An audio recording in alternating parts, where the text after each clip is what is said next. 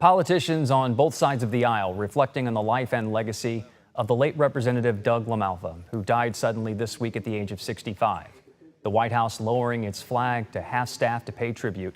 Lamalfa was a fourth-generation rice farmer and a strong advocate for the ag and rural communities, who represented Northern California in Congress for more than a decade.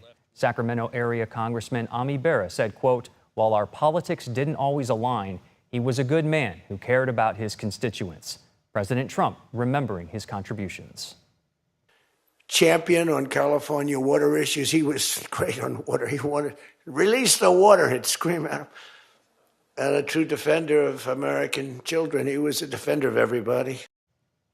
Lamalfa's passing further narrows the GOP's already slim majority in the House. With his seat now vacant, Republicans can afford to lose only 2 votes if Democrats remain united, making it that much harder to advance President Trump's agenda. Joining me now is DeLuz. He is the spokesperson for the Republican Assembly here in California, the Republican California Assembly. Got my words tied up there. And you knew Doug Lamalfa very intimately. I just wanted you to first reflect on his life, his legacy, and what he meant to you. So I met Doug Lamalfa very early in his tenure as a member of the California State Legislature, and I knew everything I needed to know about Doug when, during the week, members go out to lunch with lobbyists and all of the yada yada yada. And I remember going out and seeing him sit on the steps of the Capitol eating a picnic lunch with his wife and his kids. And that was all I ever needed to know about Doug. He was the sort of person that would stop and would talk to everybody and anybody. He really was I think if there is a term that I would say that anybody would describe him, it's a good man. We're hearing that a lot. You're touching on it right now, but I want to read you this. It was from Cal Matters, a writer there, Ryan Sabala, who had been covering Lamalfa for 2 decades. And he writes, quote, "You were much more likely to see Lamalfa having a burger and a beer at a watering hole like the Tackle Box in Chico or at the gas station filling up one of his classic cars than you were to see him standing at a lectern in a suit. From the rice fields of the Sacramento Valley to Modoc County's border with Oregon, odds were high you'd see Lamalfa's tall, husky frame as he mingled with his constituents at some Rotary Club luncheon, a county fair, 4-H event, community festival, or car show. He was usually wearing faded jeans and scuffed cowboy boots." Well, it's funny you say that because I remember we had a conversation over lunch one day and he explained to me why he enjoyed cowboy boots over dress shoes and turned me on to cowboy boots. Got me interested, so I'm wearing them here today. Why did he like them more so? Well, because they're sturdy. Once you wear them in, they fit really well. They're very comfortable, and they can be both dressy and they can be casual. But it's also representation, and never let him forget that there are people out there who work for a living. I was struck just reading some of the remembrances during this divisive political time, very, very tribal right now in Washington.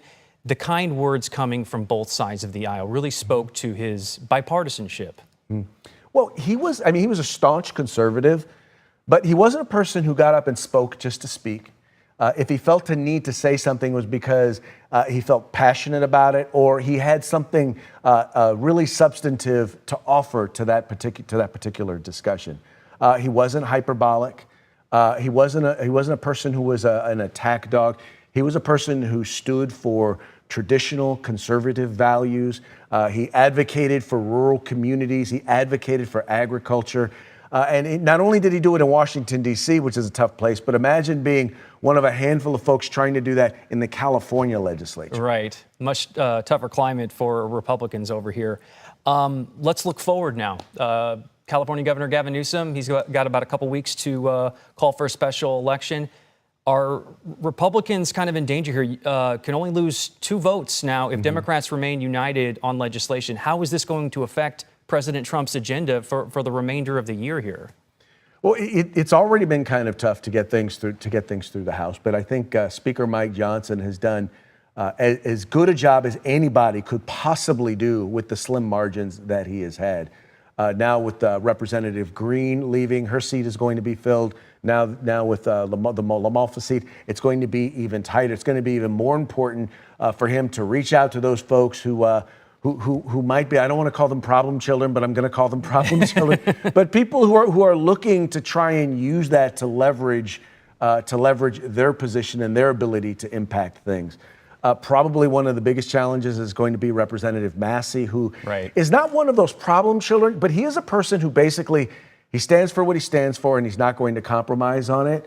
And in a business where sometimes you have to take a partial win, he's not willing to take a part. It's all his way or nothing. So it's going to be tough slogging. But when you consider the fact that already you've got the issue with the 60 vote filibuster in the Senate, not a lot's going to get moved anyway. It's just a question of, can they get it through the House? Certainly going to make things more difficult, more challenging. Craig DeLuz, the spokesperson for the California Republican Assembly.